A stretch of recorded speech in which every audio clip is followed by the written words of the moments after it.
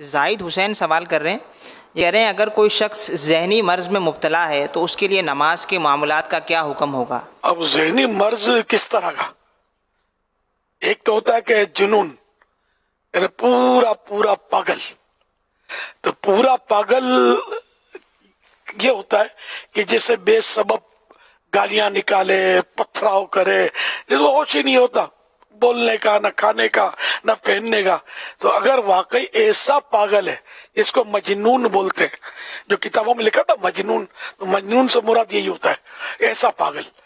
تو ایسا پاگل ہے تو اس پر تو نماز فرض ہی نہیں ہے. باقی دوسری صورتیں ہوتی ہے کہ ماتوت العقل ہوتا ہے، پھر اس کے مسائل ہوتے ہیں کہ اگر وہ ماتو واقعی ماتو ہے، حالت عطا جس کو بولتے ہیں، تو اگر کوئی حالت عطا میں ہے، واقعی حالت عطا ہو، تو وہ مطلب سمجھدار نابالغ کے حکم میں ہوتا ہے.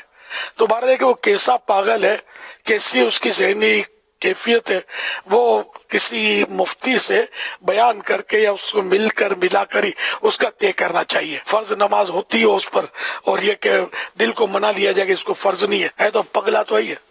لوگ بھان کا ہوتا ہے بات کا، لیکن بات کا بھان نہیں ہوتا، باقی بہت سارے بھان ہوتے ہیں، اس کو ہوش ہوتے ہیں.